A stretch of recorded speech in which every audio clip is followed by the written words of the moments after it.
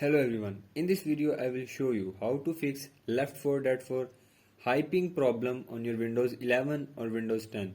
So to fix this issue, follow every step as I am showing in this video, and do not forget to subscribe this channel and also press the bell icon for the latest upcoming videos.